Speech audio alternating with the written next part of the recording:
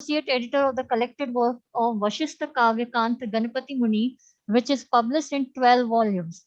He founded and launched the first ever 24-hour Sanskrit radio called Divyavani and is single-handedly managing the entire content since its inception in 2013.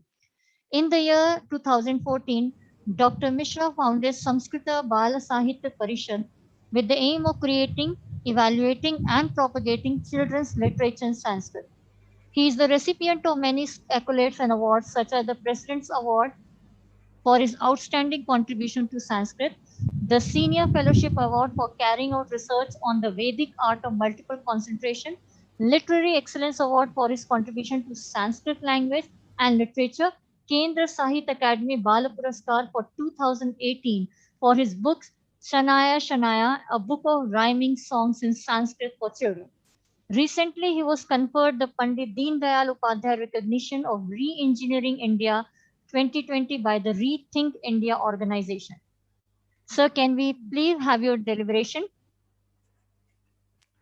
Namaskar to all of you, and thank you Namaskar, for sir. giving me this opportunity. So I'm sitting here since 8 o'clock classes after classes, and immediately after this 2 o'clock I have to join another meeting. So I will try anyway. I have sent a message to the other meeting if they can allow me 15 more minutes, so then I can continue this deliberation till 2:15.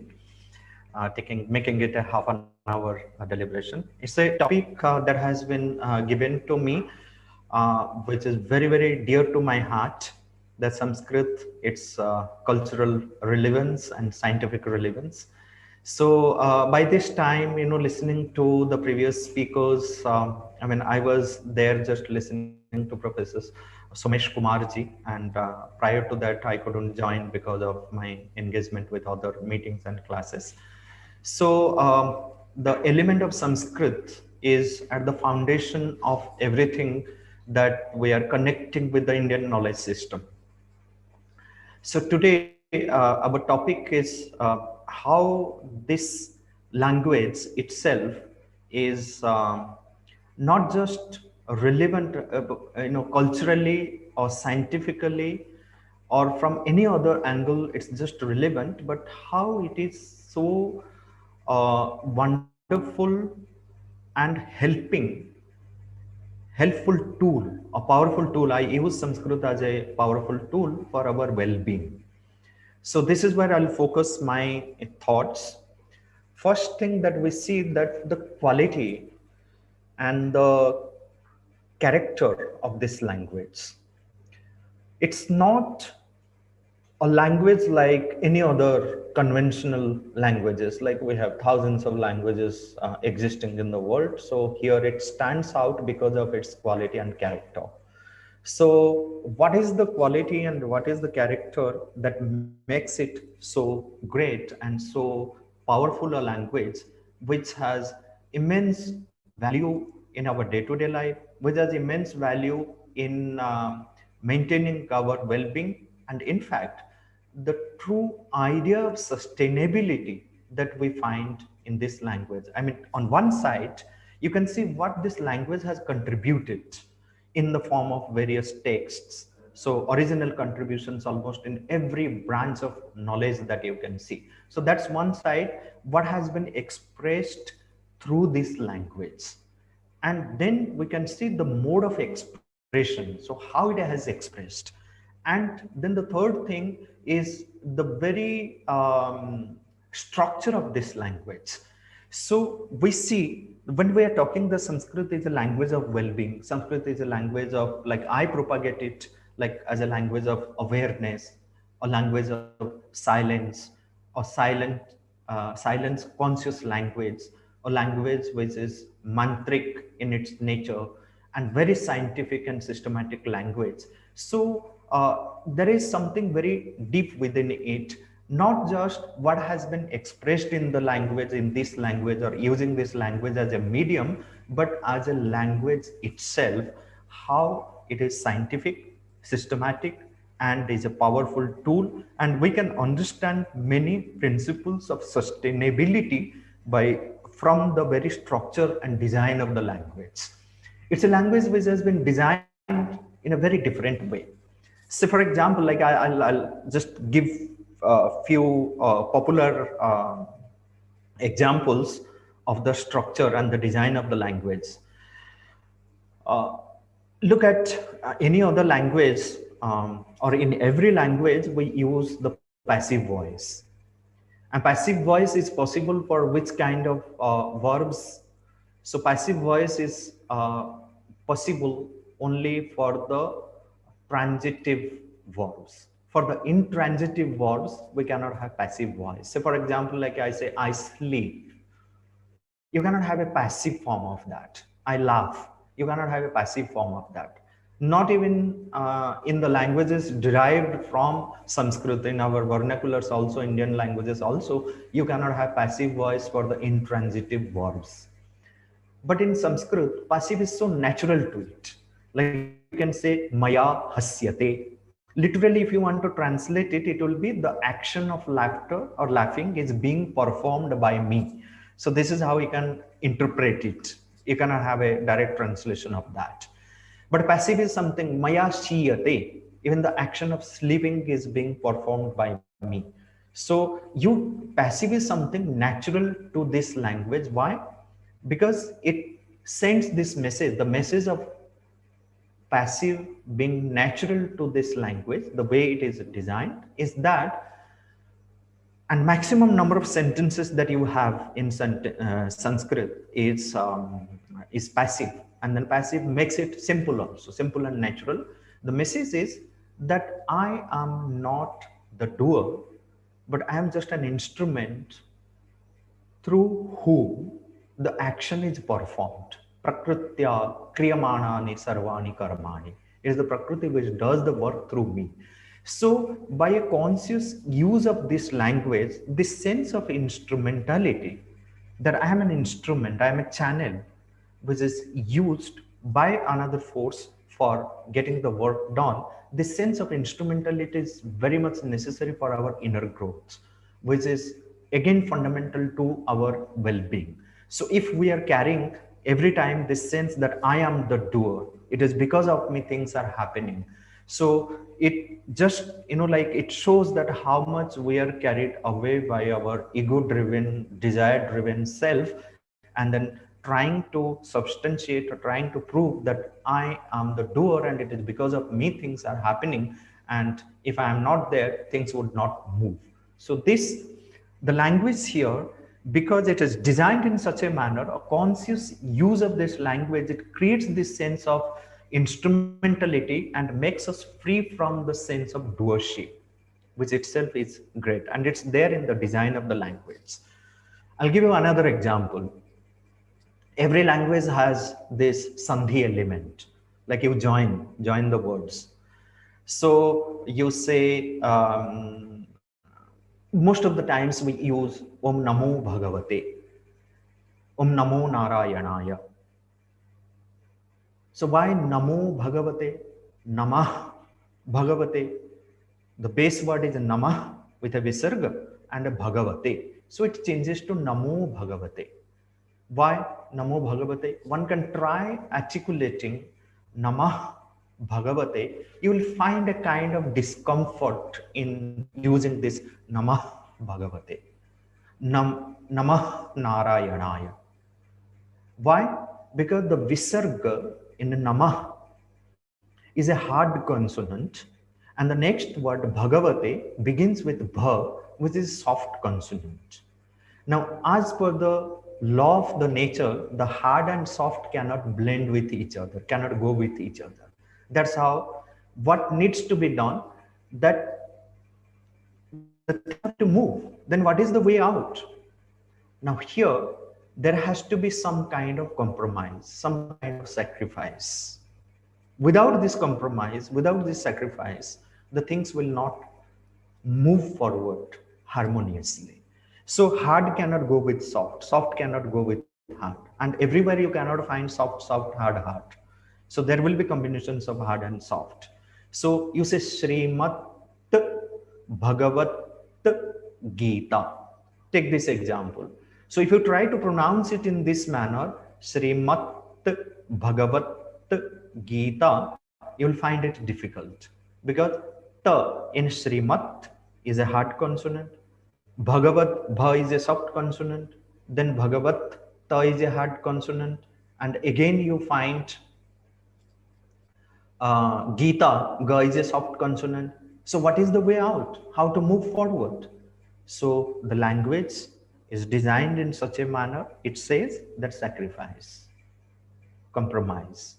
So either the hard sacrifices itself to become the soft, or the soft observes the nature of hard. But mostly it happens that the hard becomes soft or blends with the soft. So this is where you find Bhagavat, that the consonant is changing itself to the, sacrificing itself to become the, you get Bhagavad Gita, Srimad Bhagavad Gita. In that group, so ta, tha, the, because ta a consonant which is hard, but also has the quality of alpa pranatva, means it releases minimum air.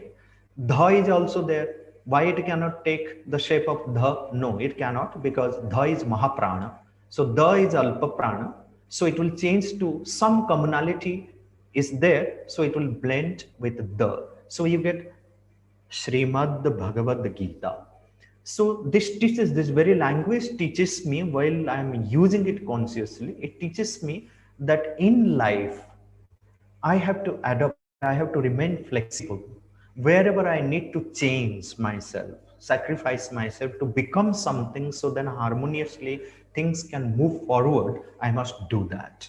And what is teaching it? The very language is teaching me. And if I am consciously using this language, so I know the principles of that without sacrifice, without compromise, without harmoniously blending with the other, the thing life will not move. So there are many life lessons which we can learn from the very structure of the language. I come to the most scientific element that we have in the language itself. There are various examples we can take, but very briefly I can mention about the Varnamala. Sanskrit Varnamala is an amazing tool. One can spend one's own entire life just studying the alphabet, going deep into every aspect of the alphabet. We are using the word alphabet for very convenience, for our convenience, but alphabet is an insufficient word to translate, say, Varnamala. We use the word in Sanskrit, the Varnamala or Akshara Samamanaya. So look at the very word Akshara. And in Sanskrit, every word is conscious of its own history. One can go deep to find out the history of the word from the word itself. The word itself is conscious of its own history. So if we contemplate on the word, we will understand why a particular word is referring to or is standing for a particular object or particular idea. So the word itself will explain. The words here are self-explanatory. That is why most of the times dictionaries are redundant in this language. You don't need to. It is entirely based on the root sounds, the root experiences, the fundamental experiences of the human. Ultimately, this language is designed in such a manner that it helps us to discover the fundamental experiences of the humanity and establish unity of consciousness. This is the ultimate gain that one can find from the design of the language. How? I'll give you certain examples. Let's take the word akshara. So akshara, so why a sound of phoneme is called letter or alphabet or phoneme, we don't know. The word may not be able to explain it, but in Sanskrit it is called akshara, which literally means, if we split, a is a negative prefix, kshara, the root sound kshar means to decay, to perish. So akshara is imperishable, undecaying. So what does it mean that not decaying or imperishable? And why is it mapped with the phonemes? Why the letters are called akshara? So are they imperishable? Are they on decaying? Yes. So this is where you can see that there are a lot of advanced research in the field of physics, quantum physics, and the very issue of what happens to the sound, what happens to the vibrations that we keep creating. So once, see, most of the times people say that once the communication is over, the role of sound is over, the role of language is over. But what happens to the sound which is created? Physics may have its answer, which is not yet satisfying, or physics is still trying to find answers to it by various theories of its. But the Indian metaphysics, long back, it says the Shabdo Nitya, the sound is eternal. Once we create a vibration, the moment we think, we create a vibration, and that vibration is eternal. It doesn't die. It is there. It can be retrieved through a process. So that's how many things are retrieved through the yogic process. That's how the Veda mantras are revealed words. They're Shruti, they're revealed words. No one composes that. It is there. Those noble thoughts, those deeper realizations of the truth in the form of vibrations, in the form of waves, they're existing in the Akasha. So by following a certain yogic process, one can retrieve.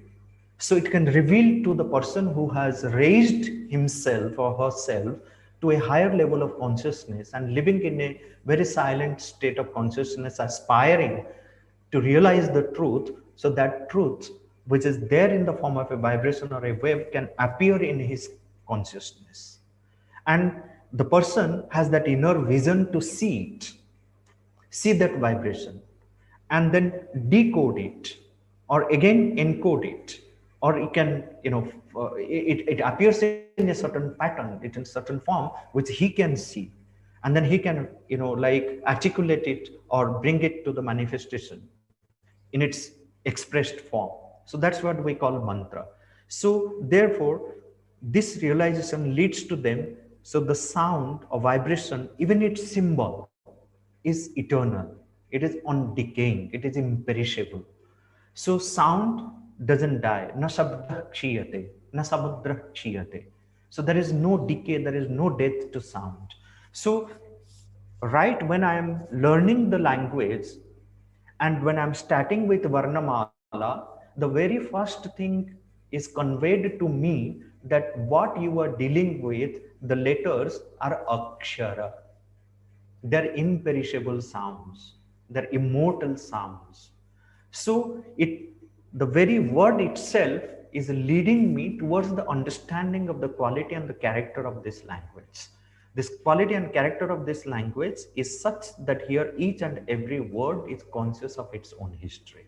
Each and every sound is containing within itself the ranges of experiences.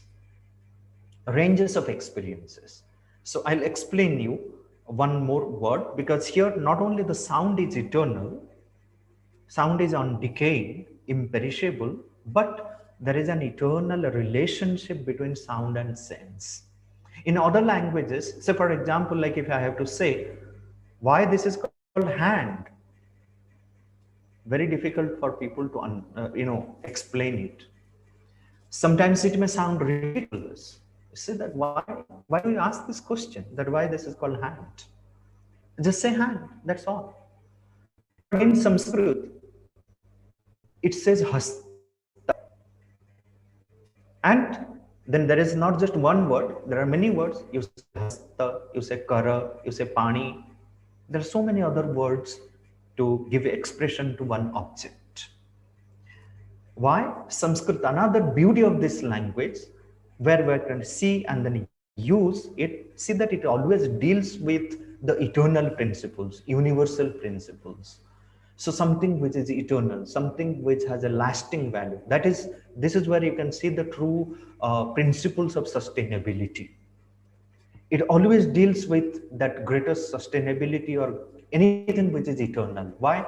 Now see, object. If I say this is an object, computer is an object, my hand is an object, or telephone is an object.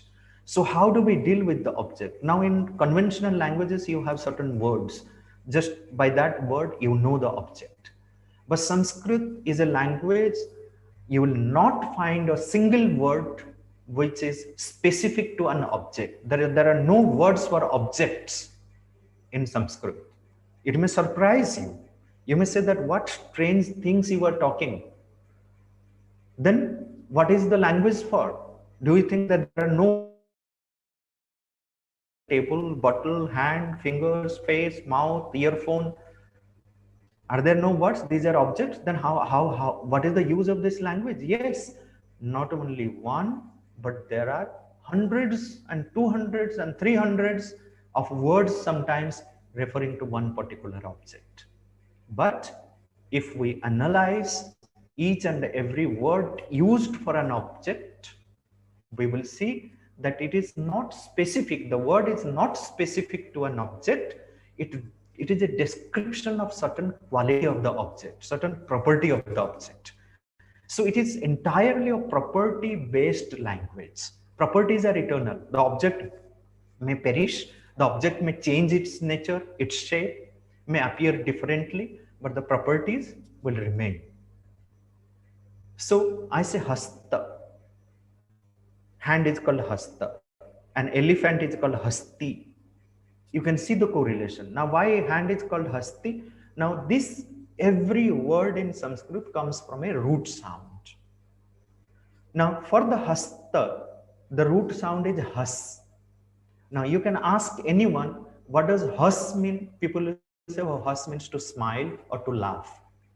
Now, again, another difficulty is being created. Does the hand smile? Does the hand laugh? Then what is the connection of deriving it from a root sound, which means something different? It doesn't match with the quality or the property of the hand or the functionality of the hand. This is where, again, we are dealing with everything with a fixed mind, preconceived mind. For us, hus means laugh. But then you can go deep and ask, why did hus mean laugh? It takes very deep. So that is how it creates self-awareness. It's a language of self-awareness. When we deal consciously with this language, with a deeper understanding of every word, every sound, we will see that what level of awareness it creates. Now, hus means laugh. Then psychologically or emotionally, what happens when we laugh? What makes us laugh? What is the consequence of that laugh or laughter or smile? What brings smile? Even symbolically, when we say that, he's smiling, we just make it like this. So like this means we are opening up, we are expanding. In narrowness, there is no happiness. Nalpe sukhamasti. If you are constricted, you cannot smile. When you are loaded with heaviness, heavy with the grief, you are more narrow, mean. You cannot. So in expansion, there is happiness. Yovai bhuma tat sukham.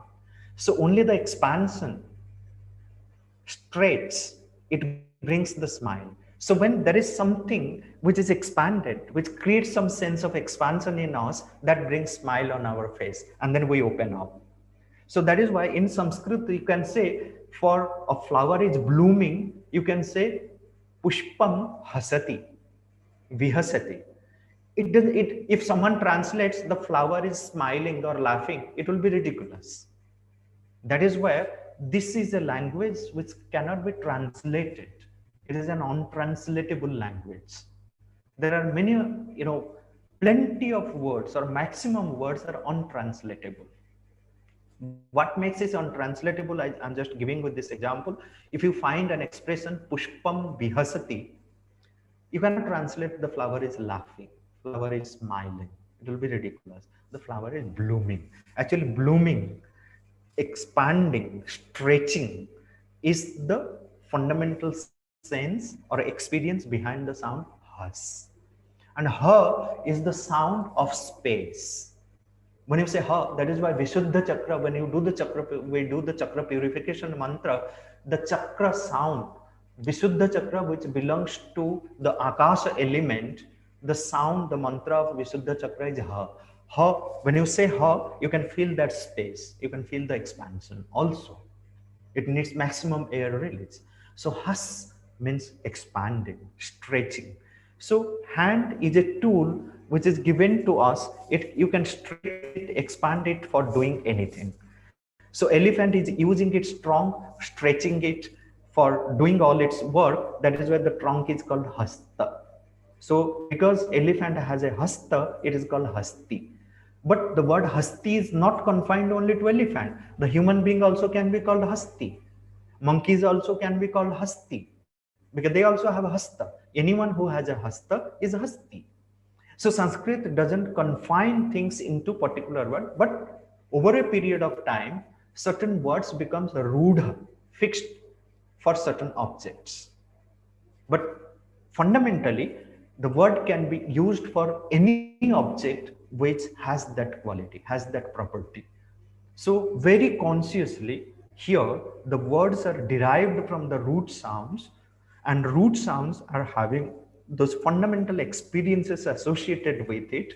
I will give you one more example to give you a clarity that how this language generates a greater self-awareness in us when we use it consciously, and it brings lots of clarity in our understanding of many things.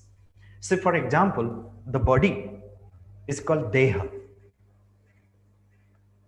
Ayurveda, if you go to the Shastra, they use the language very consciously. The body is called deha. Why it is called deha? Now, the beauty of this language, beauty of this culture, this tradition is that here it allows you to question. It allows you, it gives us that freedom. It's a language of freedom. It's a Samskriti of freedom, Swatantrata. The true freedom can be enjoyed in this Samskriti if we follow it. So it allows someone to ask why the body is called Deha. Now, body is called Deha because, now let's analyze the root sound. It comes from the root sound Dih. Dih means the fundamental meaning of Dih, the prime root sense of Dih is that to gather, to collect, to pile up. So suppose there are no books here in this room. I decided that I have to get some books. So I'm piling up many books. So this gathering is the first meaning. Now, if you start experiencing physically, like it will create something at the physical level. It will create something at the emotional, sensational level. It will create some other sense at the psychological level. Again, at the spiritual level, the sound is connected to every level and conveys something different at each level.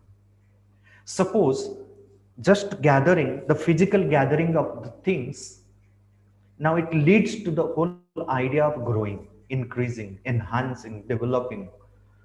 So when there were no books, now I have gathered from one book, it became 100, so I can experience the growth of it. So it is growing. So growth, to grow, becomes the second layer of meaning of root di. That's why they say dhatavah anekarthaka. The root sounds have many meanings, but each meaning are connected. Like there is a root idea. From the root idea, you have got various other ideas connected with it, and all these form the senses of a single root sound. Now, the idea of growth again leading to idea of blocking. So, for example, like I'm sitting here in front of me, there is computer, the camera is capturing my image, and now things have grown in between. So, what it does, now it blocks because things have grown. Now it covers, it blocks. So the idea of growth is leading to the idea of covering, blocking, concealing, hiding. All these meanings can be the third level of meaning. Let's analyze all the three levels of meaning and understand why body is called Deha. The body is called Deha, the primary level of meaning you take. So it is not one single mold object. It is an assemblage of many components, many elements. You have bones, marrow, blood, flesh, all the five elements, so many things, sinews. So it is not one single mold thing. It is a gathering of many things. This is the first level of meaning. The second level of meaning is that growth, growing is another property of the body. I am not of the same size as I was born as a child. Body has got all the possibilities of growing. It grows. Again, it becomes static at one stage, and then it starts deteriorating at stage. So in its deteriorating stage, it is called sharira. Sru means to deteriorate. Like you say, it becomes sirna. Sirna is another word for deterioration, coming from the same root sound. So body in its deteriorating stage is called sharira. So body in its growing phase is called deha. Now you can take the third level of meaning, which means cover. So body is just a cover, a case, whereas the soul is concealed. The soul uses, the Atman uses the body as a cover, as a case. So you take all the three layers of the meanings and then understand why body is called Deha. This is the depth of understanding that our ancient seers and sages had while designing this language.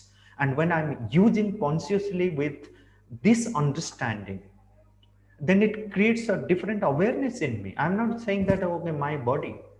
When I say Deha, it gives me this understanding that this body is not one single mold object. This, the property of this body, that it grows, it expands. It is also a case, it's a cover. Now, if I am adding some prefix to it, to the word Deha, the word is changing to Sandeha. Sandeha means doubt. Now, the word doubt may not explain me why, what happens psychologically and why doubt takes place. But the word sandeha can very well explain and take me to the source of doubt. Now, sandeha means sum is perfect, togetherness, completeness, like SUM, sum total in English. So Sanskrit prefix sam, which is there like samskritam or sampad, sandeha. Now sam means perfect. Now deha also means covering. It's a perfect covering. When our consciousness is perfectly clouded, is covered, we don't see the reality. Nothing is clear to us. So in a clouded consciousness, the reality is not clear. Reality is not visible. So it creates doubt, confusion, questions. So what is the source of doubt? The word sandeha explains me in Sanskrit. The source of doubt is the clouded consciousness. If I can remove that clouding, remove that covering, that avarana, that mala, then the truth is right before me. It's clear. So in a clear consciousness, there is no doubt. So here is a language where each and every word is designed so consciously that it takes us to the root of any problem, root of anything. And it gives us a deeper understanding of ourselves. It creates a greater awareness about ourselves. And this awareness is very much necessary for a sustainable well-being. All those who are not aware of themselves live a robotic mechanical life, being carried away by the physical mind or outer desire driven or ego driven projected self. So they are the sick people. So that is why the word that is used in Sanskrit is swastha, means one who is settled within oneself, one who is aware of oneself, one who lives within oneself, is the is truly well. So this is the true well-being, to be settled or steady within oneself or carry that level of intense self-awareness. And this also means, in a true sense, the grihastha. We are in the true home of ours, settled in our own home, where the Veda refers to Swam Damam. And that Swam Damam is Satyam Ritam Bruhat. To be Swastha is to follow the path of Satyam, Ritam, and Bruhat. That's the root sense of the word swastha. So my dear friends and elders and all those who are present here, this is what I wanted to convey to you, that here is a language which is designed in a very different way, carries much deeper meanings of many things, and helps us to maintain our well-being in a sustainable manner, the very language itself. It is designed in that way. But unfortunately, we are completely cut off from this. Now, slowly the awareness is growing, but for a longer period, we are cut off from this language, this tradition. So, let's make a sincere effort to bring it back by using it consciously, by spreading the right kind of message. Indian knowledge system, IKS, is a wonderful idea, but let it spread in its without losing, without any distortion, with maintaining with all purity and the fundamental truth behind the Indian knowledge system, so we can spread the message in a right way. With these words, I thank you all, and especially thank the organizing team for giving me this opportunity to participate and share my thoughts. Lokah samastah sukhino bhavantu. Dhanyavad. Thank you so much, sir, for such a knowledgeable deliberation on culture and scientific relevance of Sanskrit. You have highlighted on such a pertinent topic which many of us are unaware of. It is a blessing to listen to such poised speakers with such deep-rooted thoughts. I hope today's sessions by such eminent and knowledgeable speakers must have enlightened us all and provided us with deep insights on various topics related to our ancient Indian wisdom. As we are running short of time, without taking a second, I would like to invite Dr. Amit Kishore Sinha, conference convener, to please propose vote of thanks. धन्यवाद भावना जी। मेरी आवाज आ रही है ना आपके पास? Sure. Yes, sir. Sir, it was such a wonderful experience. बल्कि मैं बात शुरू से शुरू करता हूँ। आदरणीय chief guest ji Acharya Nagendra ji, guest of honour Joy Sen ji, Somesh ji, Sampadananda जी,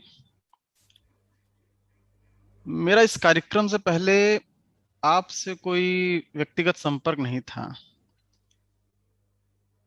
जब इस कार्यक्रम को आयोजित करने का हमारे संस्थान एसएमएस ने निर्णय लिया, तो हमने आप लोगों से संपर्क करने का प्रयास किया। आप सभी प्रोफेसर ने हमारे निमंत्रण को इतनी सहृदयता से स्वीकार किया कि हम आपके ज्ञान के साथ साथ आपके सहृदय स्वभाव से भी अभिभूत हो गए। बल्कि कोरोना महामारी के कारण हमें अपने कार्यक्रम की तिथियां भी बदलनी पड़ी। मात्र एक सप्ताह पहले हमने निर्णय लिया कि हम 26-27 जून को कॉन्फ्रेंस आयोजित करेंगे। इस परिस्थिति में भी आप सभी विद्वानों ने तत्काल ही कार्यक्रम के लिए समय निकाल लिया। आपके प्रति हम शब्दों से धन्यवाद प्रकट नहीं कर सकते। हमको एक गीत की एक भजन की 2 लाइन ऐसी याद आती है। अक्सर कृष्ण जी के लिए वो गाना गाया जाता था कि मोहन और मोहन के भक्तों के दिल का मिलता कुछ राज नहीं, और अंदर बातें होती हैं, बाहर आती आवाज नहीं। तो आप सभी महोदय के लिए आप इसको हमारे हृदय के उद्गार समझें, हमारी संस्थान की तरफ से सभी के हृदय के उद्गार समझें और हमारी तरफ से धन्यवाद स्वीकार करें। नागेंद्र सर ने जिस प्रकार जीवन शैली में बदलाव के लिए चर्चा किया कि किस प्रकार विज्ञान वन डायरेक्शनल काम करता है और योग किस तरीके से मल्टी डायरेक्शनल होकर के हमें लाभ देता है, ऐसे ही जॉय सर ने पूरा विज्ञान से जोड़ करके किस तरीके से थर्मोडायनेमिक्स और root is above and branches are below, कैसे कितने सहजता से समझाया विषय को। सोमेश सर ने पूरा गणितीय ज्ञान के आधार पर चर्चा की और हमें बहुत गर्व का अनुभव करवाया कि किस प्रकार से हम लोग बाकी क्षेत्रों के साथ साथ कैसे हम लोग गणित के क्षेत्र में भी अग्रणी रहे हैं। हम ही लोग शुरुआत आरंभ करने वाले हैं उसके रहे हैं भारतीय। मिश्रा सर ने तो इतने सहजता से, इतने बहुत से बच्चों के लिए बहुत क्लिष्ट विषय भी समझाया जाता है संस्कृत, उसको इसकी इतनी सहजता से समझाया, किस प्रकार हम लोग बोलते हैं करेक्टरिस्टिक के थ्रू एक डेफिनेशन बनती है, वो संस्कृत है। तब वो फैन हो या वैक्यूम क्लीनर हो, हर चीज को हम लोग आने वाले समय में हम लोग उसके करेक्टरिस्टिक के आधार पर उसका नामकरण कर पाएंगे, समझ पाएंगे। तो निश्चित रूप से आप सबका हम तहे दिल से, पूरे मन से धन्यवाद करते हैं, शुक्रिया करते हैं कि आपने समय निकाला, और आपसे इस बात का पुनः आश्वासन लेते हैं कि कभी भविष्य में हम लोग दोबारा इस पर चर्चा करेंगे, तो आप फिर हमें कुछ थोड़ा आशीर्वाद अपना प्रदान करेंगे। और ऐसा कहते हुए मैं आप सभी को धन्यवाद करता हूं और अपने संस्थान की तरफ से बहुत बहुत प्रणाम करता हूं। बहुत धन्यवाद sir. Thank you so much, sir, for such a wonderful thank you note. जब टूटने लगे हौसले तो यह याद रखना, बिना मेहनत के हासिल तक तो ताज नहीं होते। ढूंढ लेना अंधेरे में ही मंजिल अपनी, क्योंकि जुगनू कभी रोशनी के मोहताज नहीं होते। All birds find shelter during the rain, but eagle avoids rain by flying above the clouds. Problems are common, but attitude makes all the difference. This marks the end of the inaugural session. Thank you is a very small word, but it goes a long way in expressing our gratitude. Thank you so much, everyone who joined us today. I'm extremely delighted to be the host for the inaugural session today and was pleased to address you all. Hope you all had an enthralling session. Before I sign out, let me reiterate that paper presentations will start from 2:30 p.m. sharp. Details are available in Icon Parchment Group. I now sign out of the session. I once again thank and express my gratitude from the bottommost core of my heart to all the distinguished speakers and participants. Take care, everyone. Bye. God bless you all.